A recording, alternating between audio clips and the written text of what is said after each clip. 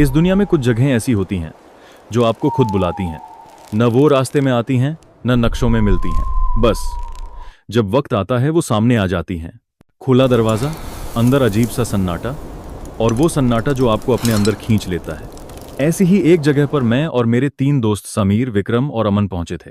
हम सब हिमाचल की ट्रिप पर निकले थे, बाइक पर बेफिक्र। पर हम नहीं जानते थे कि इस सफर की एक मंजिल वो हवेली होगी जहां कोई भी गया हो वो पूरा कभी लौटकर नहीं आया। हम चारों, मैं, समीर, विक्रम और अमन, कॉलेज के टाइम से दोस्त थे। अब सबकी अलग अलग नौकरियां थीं, लेकिन दिल में अभी भी वो घूमने फिरने का कीड़ा जिंदा था। समीर का यूट्यूब चैनल था हॉन्टेड इंडिया, और वो अक्सर ऐसी डरावनी जगहों पर व्लॉग्स बनाता रहता था। इस बार प्लान था बाइक से हिमाचल घूमने का, बिना होटल बुकिंग के। जहां रात हो वहीं रुकना और टेंट लगाकर सो जाना।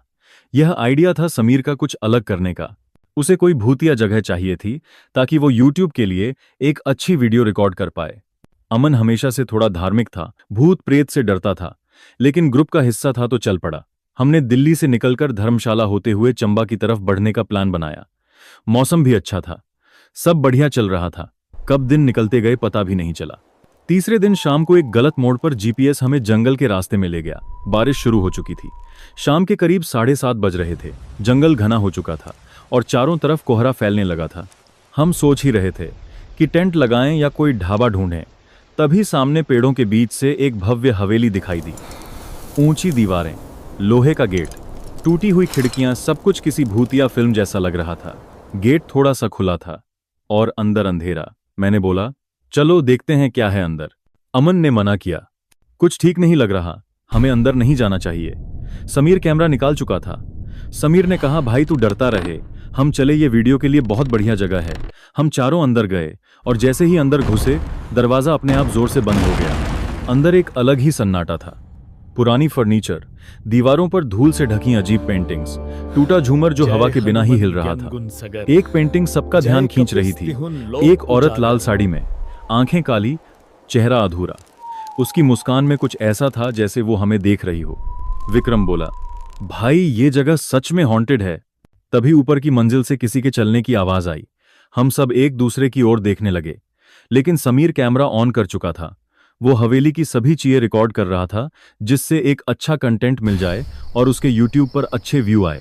रात को करीब 11 बजे हम सब ने नीचे एक बड़ा सा कमरा चुना सोने के लिए। हम सब वहां लेट गए।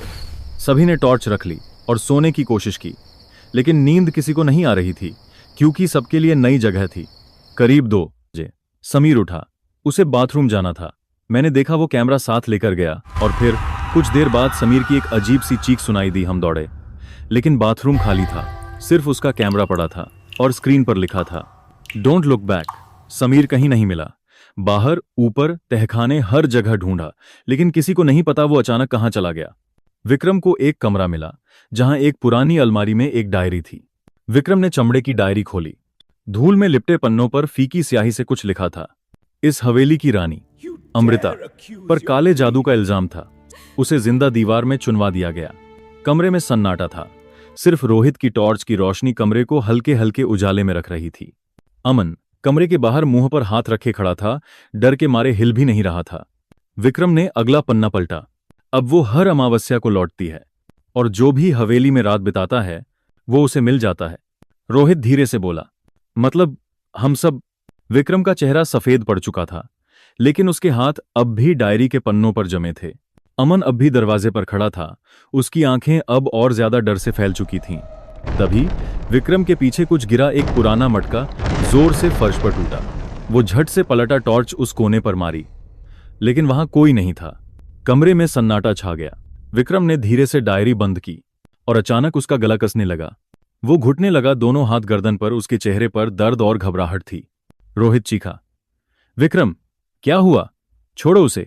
अमन पीछे मुड़ा, डर से कांपते हुए बुदबुदाया, जय हनुमान।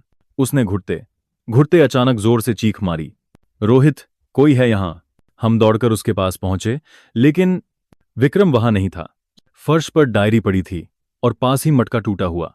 कमरा एकदम खाली था, जैसे वो कभी वहां था ही नहीं। मैंने टॉर्च हर कोने में डाली, लेकिन विक्रम गायब था। अब हवेली में सिर्फ मैं और अमन रह गए थे। हम दोनों बहुत डर चुके थे।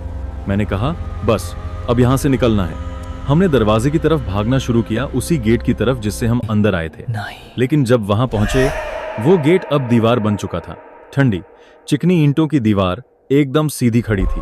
कोई दरवाजा नहीं था, कोई निशान भी नहीं, जैसे कभी वहां कुछ था ही नहीं। हम बुरी तरह डर चुके थे। अमन भागता हुआ हवेली के उस हिस्से में पहुंचा जहां मंदिर जैसा कमरा था। दीवारों पर पुरानी तस्वीरें, एक टूटी मूर्ति और जमीन पर एक त्रिशूल पड़ा था। मैं भी पीछे पहुंचा। कमरा सुनसान था। दीवार पर कुछ लिखा था, धुंधले लाल अक्षरों में। जो रह गया वो फिर कभी नहीं गया। रात के 3 बजे होंगे। हवेली की दीवारों के भीतर से अजीब सी गूंजने वाली आवाजें आने लगीं, जैसे कोई औरत रो रही हो या शायद हंस रही हो। कमरे की खिड़कियां एक झटके से खुद ब खुद खुल गईं। तेज हवा अंदर घुसने लगी। मंदिर की दीवारों पर टंगी धूल उड़ने लगी और कमरे का तापमान अचानक गिर गया। हम दोनों वहीं जमे खड़े रह गए कांपते हुए। तभी एक तेज चीख गूंजी, इतनी भयानक कि दिल कांप उठा। और सामने प्रकट हुई लाल साड़ी में लिपटी एक औरत। उसका चेहरा नहीं था, सिर्फ एक काली घुलती हुई परछाई। आंखें नहीं, बस अंधेरा। वो औरत सीधा अमन की तरफ बढ़ने लगी। अमन बुरी तरह कांपता हुआ चीख पड़ा, जय हनुमान, जय हनुमान। मैंने पीछे देखा, वही टूटी हुई मूर्ति के पास पड़ा त्रिशूल था। बिना सोचे मैंने उसे उठाया और पूरी ताकत से उसकी ओर फेंक दिया। त्रिशूल उसके सीने में जा धंसा और उसके साथ ही एक भयानक चीख हवा में गूंजी। औरत एक जलती हुई लौ बनकर हवा में घुल गई, जैसे उसने कभी जन्म ही न लिया। दरवाजा खुला था। हम दोनों, मैं और अमन, बिना पीछे देखे हवेली से बाहर भागे। हमें एक आदमी मिला। उसने पूछा, बेटा कहां से आ रहे हो? मैंने जवाब दिया, पास की हवेली से। वो मुस्कराया और हंस पड़ा। अरे वो हवेली तो 25 साल पहले जलकर राख हो गई थी। हमने सोचा वो बूढ़ा शायद मजाक कर रहा है। मैंने बैग से समीर का कैमरा निकाला। सोचा शायद कोई रिकॉर्डिंग मिल जाए, लेकिन कैमरे में कुछ नहीं था। न हवेली की क्लिप्स, न हमारी एंट्री, कुछ भी नहीं। सिर्फ एक आखिरी फुटेज बची थी।